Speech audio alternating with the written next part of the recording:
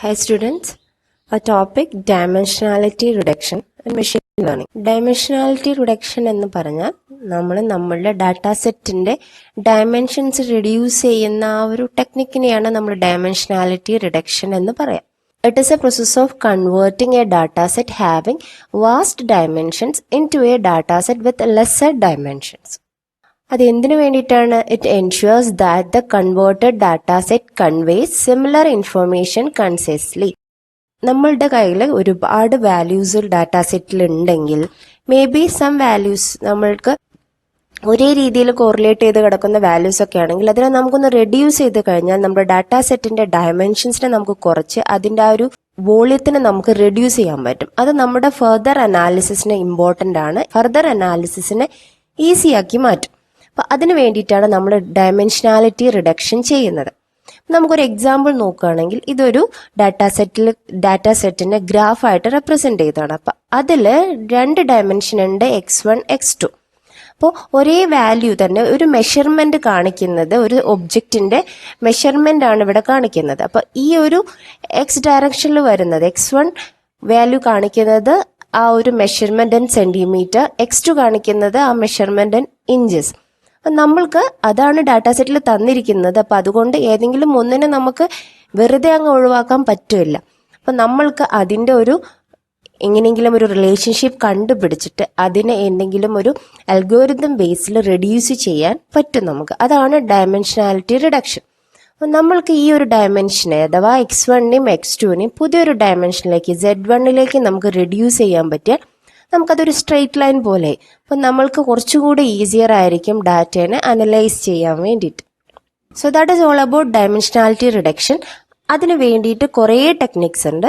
അതിന് വേണ്ടിയിട്ട് വരുന്നൊരു well known dimensionality reduction techniques ആണ്. മെയിനായിട്ട് 2 എണ്ണം ഉണ്ട്: principal component analysis and Fisher linear discriminant analysis, PCA and LDA. ഈ ഒരു വീഡിയോയിൽ നമ്മൾ പ്രിൻസിപ്പൽ കമ്പോണന്റ് അനാലിസിസിനെയാണ് നോക്കുന്നത്.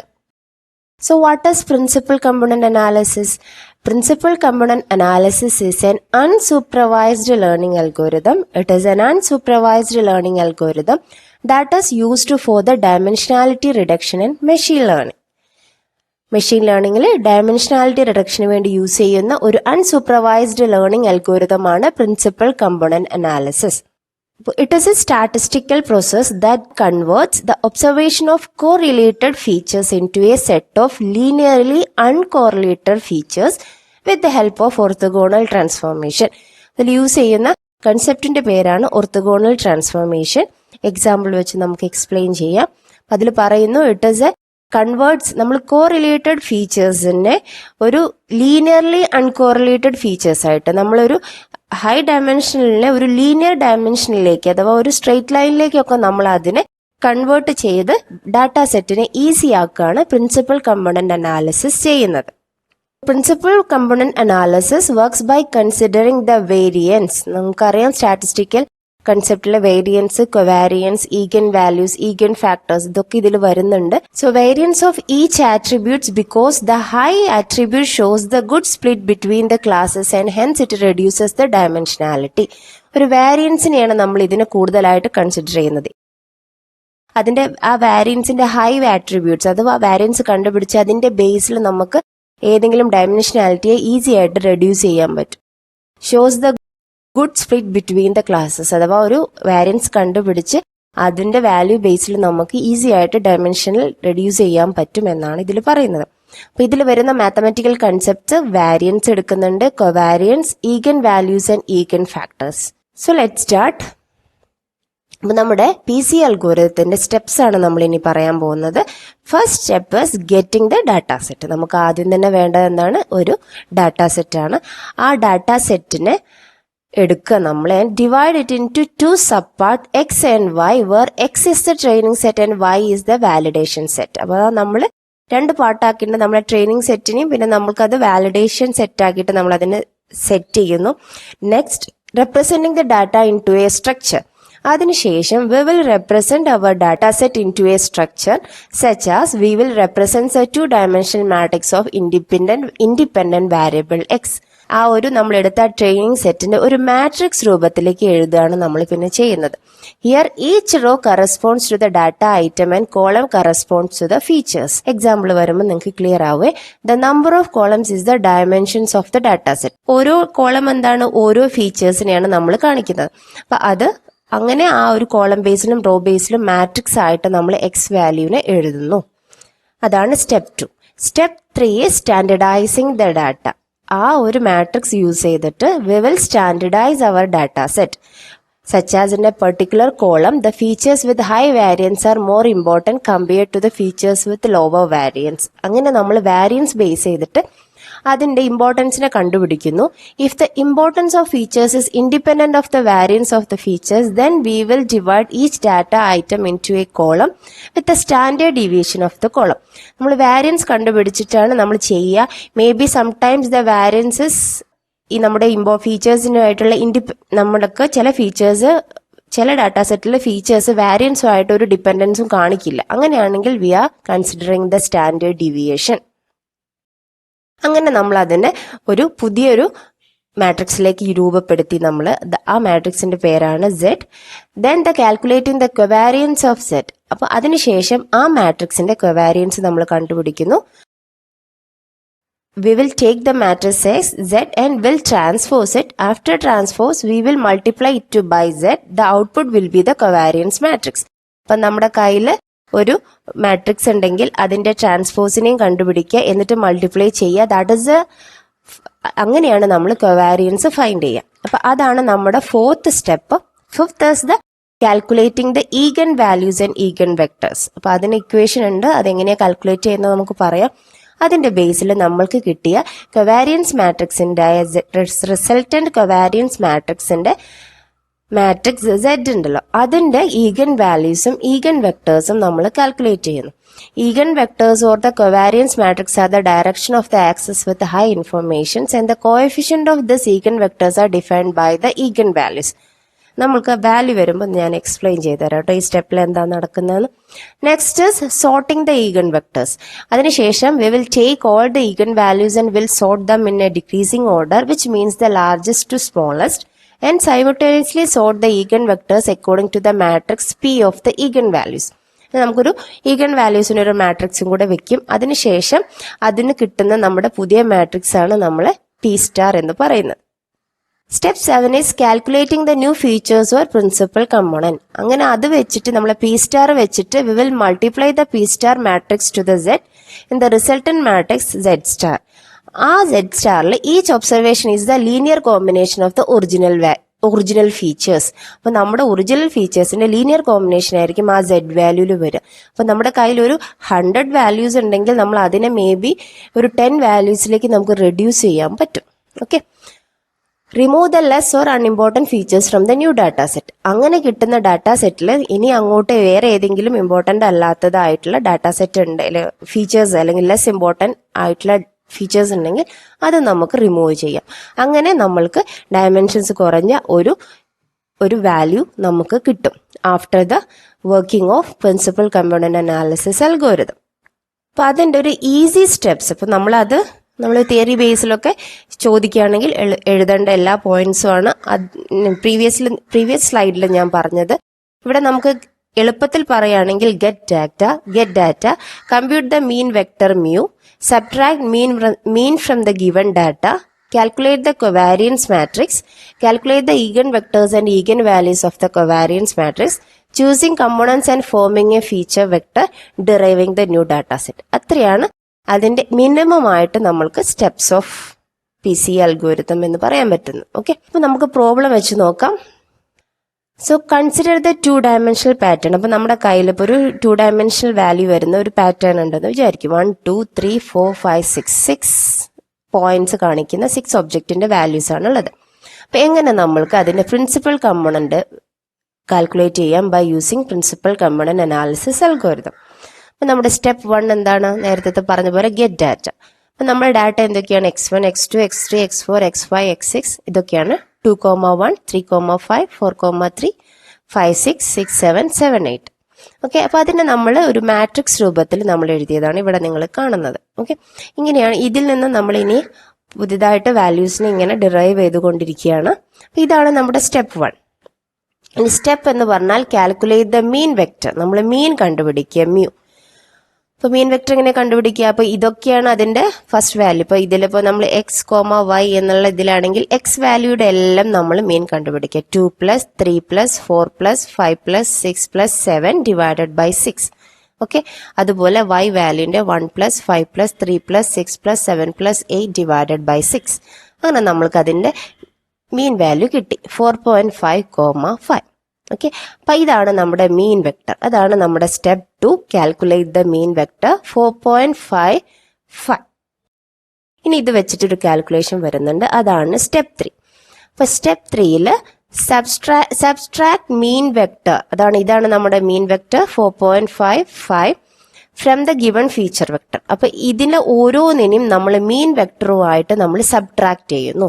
അപ്പൊ 2 - 4.5 1 - 5 അങ്ങനെ ചെയ്യുന്നു. 2 - 4.5 1 - 5 നമുക്ക് -2.5, -4 കിട്ടി. അങ്ങനെ എല്ലാ വാല്യൂം 6 വാല്യൂസിനും നമ്മൾ മീൻ വെക്ടറുമായിട്ട് സബ്ട്രാക്ട് ചെയ്തിട്ട് പുതിയ നമ്മളൊരു ഫീച്ചർ വെക്ടർ xi എന്ന് പറഞ്ഞ പുതിയ വെക്ടറിനെ നമുക്ക് കിട്ടി. അതാണ് ഇവിടെ കാണുന്നത്. അതാണ് സ്റ്റെപ്പ് 3. ഇനി step 4, calculate the covariance matrix.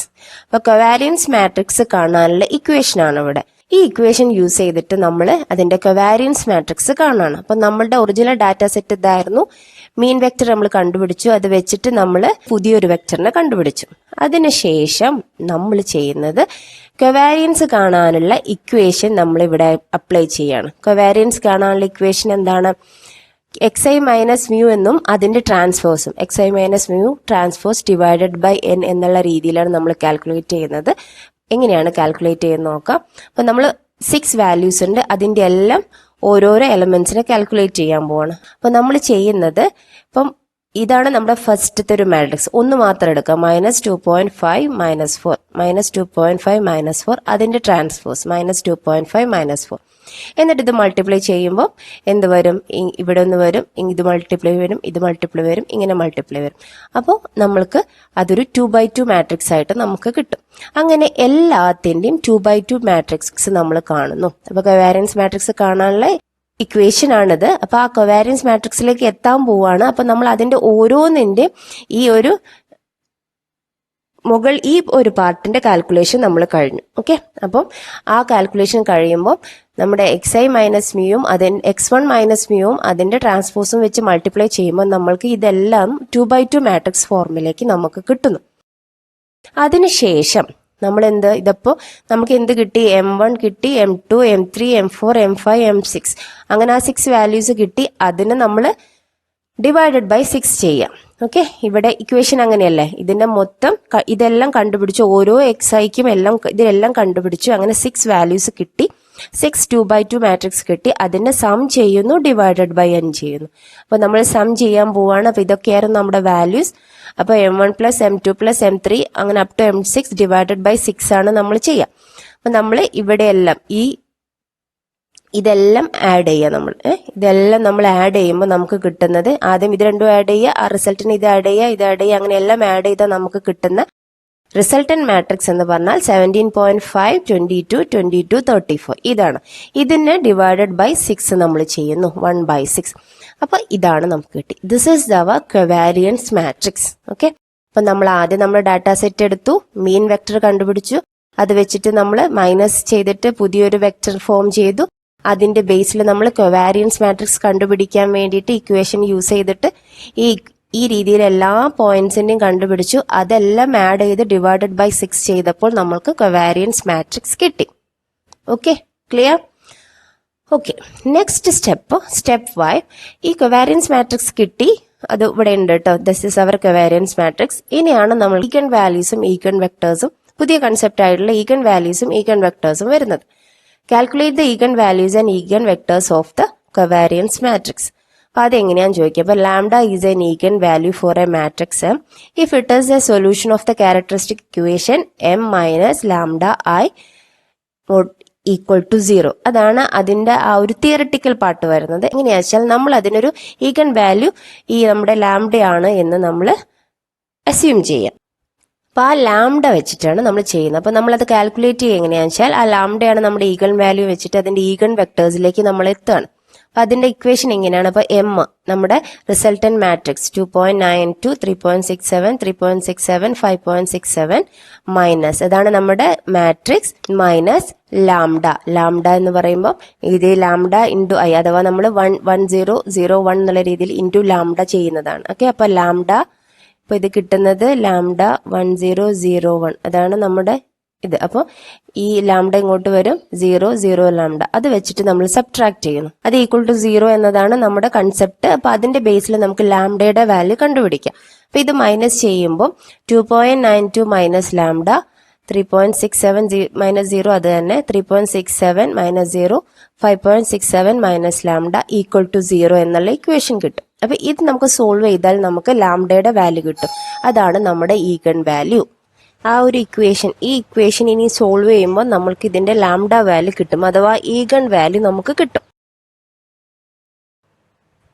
Okay, അപ്പൊ നമ്മൾ ഇനി ലാംഡ ഈ ഒരു മാട്രിക്സ് സോൾവ് ചെയ്യുക ചെയ്യുന്നത്. അപ്പൊ ഈ ഒരു മാട്രിക്സ് സോൾവ് ചെയ്യുമ്പോൾ 2.92 മൈനസ് ലാംഡ അതിവിടെ വരും.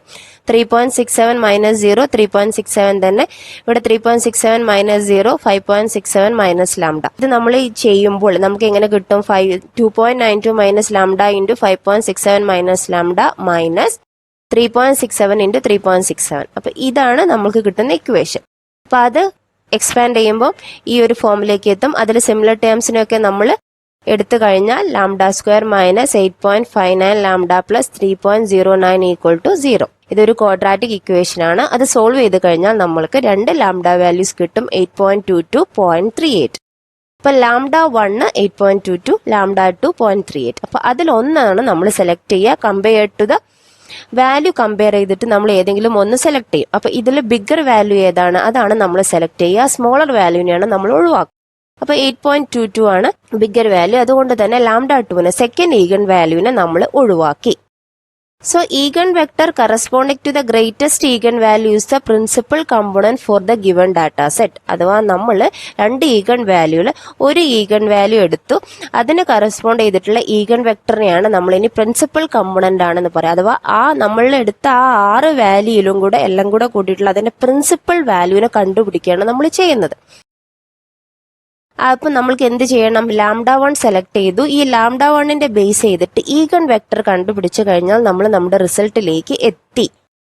അപ്പൊ നമ്മൾ എവിടെ എത്തിയിട്ടുണ്ട്? ഇതാണ് നമ്മുടെ കൊവാരിയൻ മാട്രിക്സ്, ഇതായിരുന്നു. ഓക്കെ, അപ്പൊ നമ്മൾ ഇനി ഈഗൻ വെക്ടർ കണ്ടുപിടിക്കുക എന്ന് പറഞ്ഞാൽ M X equal to lambda X ആണ്. ഓക്കെ, അപ്പൊ നമ്മൾ ലാംഡയുടെ വാല്യൂ ലാംഡ നമ്മൾ എന്ത് ചെയ്തു? 2 വാല്യൂ കിട്ടിയപ്പോൾ 8.22 ലാംഡ എന്ന നമ്മുടെ ഈഗൻ വാല്യൂ ആണ്. അത് 8.22 ആക്കി എടുത്തു. ഇനി ഈ ഇക്വേഷൻ യൂസ് ചെയ്തിട്ടാണ് നമ്മൾ ഈഗൻ വെക്ടർ ഫൈൻഡ് ചെയ്യുക. ഇവിടെ എം എന്ന് പറഞ്ഞാൽ നമ്മുടെ കൊവാരിയൻസ് മാട്രിക്സ് ആണ്. ലാംഡ 8.22 ആണ്. Okay, so M is the covariance matrix, X is the eigen vector. ഈ ഈഗൻ വെക്ടർ ആണ് നമ്മൾ ഇനി കണ്ടുപിടിക്കാൻ പോകുന്നത്. അതാണ് x1 x2. Lambda is the eigen value. അപ്പൊ അത് വെച്ചിട്ട് നമ്മൾ ഈ ഒരു ഇക്വേഷനിലേക്ക് അപ്ലൈ ചെയ്യാണ്. So this is the covariance matrix, this is our eigen vector, ഇത് ഈഗൻ വാല്യൂ, ഇത് ഈഗൻ വെക്ടർ. അപ്പൊ ഇനി ഈഗൻ വെക്ടർ ആണ് നമുക്ക് കണ്ടുപിടിക്കേണ്ടത്. അഥവാ ഈ നമ്മൾ ഓൾറെഡി നമ്മുടെ സ്റ്റാർട്ടിംഗ് ഡാറ്റ സെറ്റിലുള്ള 6 ഡാറ്റ പോയിന്റ്സിന് പകരമായിട്ട് ഒരൊറ്റ ഡാറ്റ പോയിന്റ്, ഒരു x1 x2ലേക്ക് നമ്മൾ എത്തുകയാണ്. അപ്പൊ നമ്മൾ ഈ ഇക്വേഷൻ ചെയ്യാൻ പോവാണ്. അപ്പൊ നമ്മൾ ഇങ്ങനെ കിട്ടി 2.92 3.67 3.67 5.67 into x1 x2 equal to 8.22 x1 x2 എന്ന് പറഞ്ഞ ഇതില് ഈ രീതിയിൽ നമ്മൾ ഈ ഒരു ഇതിനെ സോൾവ് ചെയ്യാൻ പോകണം. അപ്പൊ നമുക്ക് ഇത് കിട്ടിയിരിക്കുന്നത് എങ്ങനെയാണ്? 2.92 into x1 3.67 into x2 equal to 8.22 into x1. അടുത്തത് 3.67 into x1 plus 5.67 into x2 equal to 8.22 into x2. അപ്പൊ ഈ രണ്ട് ഇക്വേഷനിൽ അത് നമുക്ക് സിംപ്ലിഫൈ ചെയ്ത് കഴിഞ്ഞാൽ എന്ത് കിട്ടി? 5.3 x1 equal to 3.67 x2. Okay, ഇവിടെ ഒരു x1ഉം ഈ x1ഉം ആണ്. ഇതിങ്ങോട്ട് എടുത്തി കഴിഞ്ഞാൽ നമുക്ക് ഇതിനെങ്ങോട്ട് സബ്ട്രാക്ട് ചെയ്ത് ഇത് അങ്ങോട്ടും ഇങ്ങോട്ടും മാറ്റി, അപ്പൊ ഇത് ഇങ്ങോട്ട് വരുമ്പോൾ സബ്ട്രാക്ട് വരും. നമ്മൾക്ക് എന്ത് കിട്ടും? 5.3 x1 equal to 3.67 x2. ഇവിടെ അതുപോലെ x2നെ ഇങ്ങോട്ട് എടുത്തു കഴിഞ്ഞാൽ 3.67 x1 ഈക്വൽ ടു 2.5x2 കിട്ടും. അപ്പോൾ ഈ രണ്ട് രീതിയിൽ നമ്മൾ ഈ ഒരു രണ്ട് ഇക്വേഷന് സിംപ്ലിഫൈ ചെയ്ത് കഴിഞ്ഞാൽ നമ്മൾക്ക് x1 = 0.69x2 എന്ന് കിട്ടും. 2ന്റെ ബേസ് ചെയ്ത് മാത്രം നമ്മൾക്ക് x1 x2ന്റെ ഈഗൺ വെക്ടർ കാൽക്കുലേറ്റ് ചെയ്യാൻ പറ്റും. ഇപ്പോൾ ഇവിടെ നോക്കൂ x1 x2. അപ്പോൾ x1 x2 എന്ന് വരുമ്പോൾ ഏതൊക്കെ വാല്യൂ ഉള്ളത്?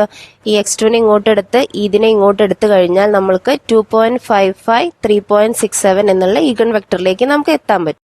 അപ്പോൾ ഇത് നോക്കൂ 3.67 x1 ആണ്. അപ്പോൾ നമ്മൾ x2നെ ഇങ്ങോട്ട് എടുത്തു. അപ്പോൾ x2നെ ഇങ്ങോട്ട് എടുത്തു, 2.55 ഈ 3.67നെ ഇങ്ങോട്ട് എടുത്തു. അപ്പോൾ നമുക്ക് ഇതിനെ ഈഗൻ വെക്ടർ ആയിട്ട് എഴുതിയാൽ x1 x2നെ 2.55 3.67 എന്ന് കിട്ടും. ഈ ഈഗൻ വെക്ടർ ആണ് നമ്മുടെ പ്രിൻസിപ്പൽ കമ്പോണന്റ്. അപ്പോൾ നമ്മൾ കൺസിഡർ ചെയ്ത 6 വാല്യൂ ഉണ്ടല്ലോ, അതിന്റെ എല്ലാം കൂടെ പ്രിൻസിപ്പൽ കമ്പോണന്റ് 2.55 ആൻഡ് 3.67 ആണ്. അപ്പോൾ ആ ഒരു 6 വാല്യൂ ഡയമെൻഷൻസിനെ നമ്മൾക്ക് ഒഴിവാക്കിയിട്ട് അതിനൊരൊറ്റ ഡയമെൻഷനിലേക്ക് അല്ലെങ്കിൽ ഒരൊറ്റ വാല്യൂയിലേക്ക് നമ്മൾ അതിനെ എത്തിച്ചു. ഇതിനെയാണ് പ്രിൻസിപ്പൽ കമ്പോണന്റ് അനാലിസിസ് അൽഗോരിതം എന്ന് പറയാം. ഓക്കെ, മനസ്സിലായെന്ന് വിചാരിക്കുന്നു. Thank you for watching.